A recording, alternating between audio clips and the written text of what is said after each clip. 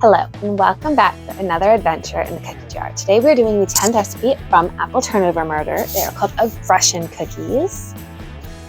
It is a very short recipe, but it's going to make a ton and it's going to be kind of hard to make. So you're going to want to preheat your oven to 350. You're going to want 3 cups of flour, 1 tablespoon of baking soda, 3 cups of brown sugar, 4 eggs beaten, 3 cups of salted butter, 6 cups of oatmeal, and half a cup of white sugar to roll them in. And then that's it for the base recipe. Obviously, it does say later that you can add things if you want. But this is essentially a dump everything in the bowl, and then apparently you knead it, which I have never seen a cookie recipe you have to knead before. But really the first note in the book is Karen says to use ungreased cookie sheets. I forgot and sprayed mine with Pam. Lisa says she used parchment paper. I think these cookies will turn out fine no matter what you do. I am actually going to use ungreased sheets and probably maybe parchment paper. Maybe. You are going to bake them at 350 for 10 to 12 minutes. It does have a second note saying Michelle and I added golden raisins to half of this batch and chocolate chips to the other half. We thought the cookies were sweet enough without the added sugar on top, so we left that out. The dough balls flattened out by themselves as they bake. If you want to make several different types of oatmeal cookies, you can divide the dough into several parts and knead something different into each part. And then it's got Michelle's note, mixing up these cookies is bound to relax you. I copied the recipe to use at McAllister for the times I study all night for a midterm and then find out that not one single thing I studied on was for the test. Yield 12 dozen tasty cookies depending on cookie size. And then it has Hannah's third note. You can cut this recipe in half if you wish. You can also make it in an electric mixer if you're not particularly mad at anyone. My mixer, there is no way that the full recipe can fit in my mixer. There's just no way. I know looking at the amount of ingredients, there's no way. If you cut it in half, obviously you can make it in the mixer. But like I said, we are going to make the base recipe today and see how these come out. Let's get started. Okay, so the first thing we're doing is we're taking our flour and we are stirring in our baking soda. It says to find a large bowl, preferably unbreakable. It also says you will not be using that again. Large bowl. This is the largest one I could find that is not breakable. I do have a glass one, but it specifically says unbreakable. So I went with my big metal. To this, it says to dump the flour and baking soda mixture in the bottom. Actually, I feel like this is going to be a you're going to want your hands free kind of thing. So rings and watches and bracelets off. Flour into the bottom and baking soda. To this, it says to dump in the brown sugar on top of the flour mixture, but not to stir it.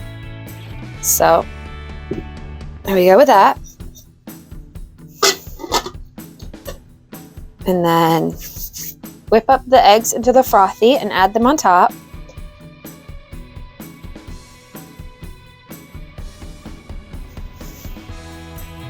Alright.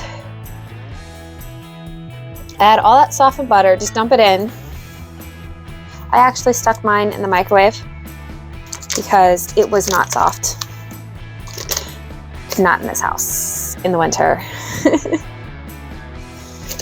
I'd have to practically put it under like one of those heat lamps they use at restaurants to get softened butter sitting on my counter in the winter. Or a blow dryer, maybe. Microwave's faster. This is a lot of butter. All right, now that we have our 6 sticks of butter added in, it still says not to stir it. Dump in the oatmeal.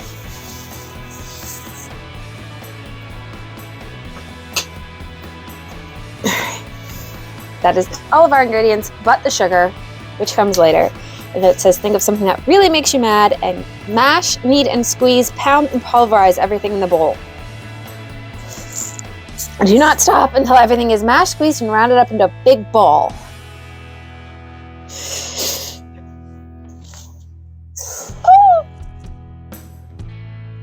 I don't like it. I don't like it.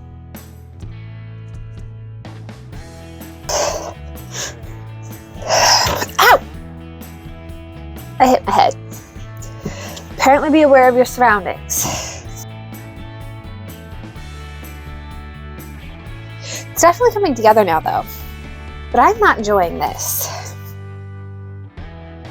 Wear something with tight sleeves, because I swear I'm fighting my sleeves almost as much as I'm fighting the mix. I'm about to give up and just have sleeves in my cookies. I do believe I have managed to get a big ball.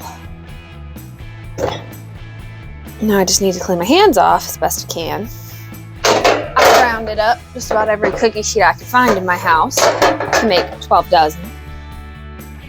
Now, we're gonna want our bowl of sugar, our cookie scooper.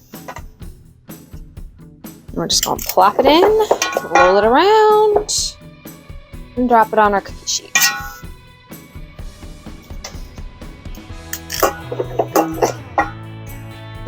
Now, it says a half a cup of sugar, but if you really have 12 dozen cookies, I don't think that's gonna be enough.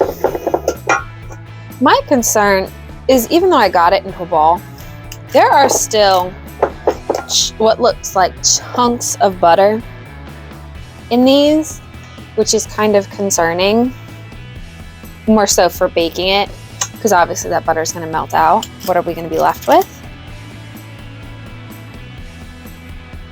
All right, that's the first tray. I'm going to scoop up the rest and we'll see how many we get. Judging by the giant ball of dough, it's going to be quite a bit. We'll see. Okay, so I have finally finished scooping and rolling them all.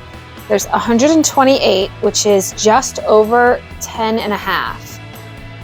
So I finally finished. There are a lot of cookies in that whole container there.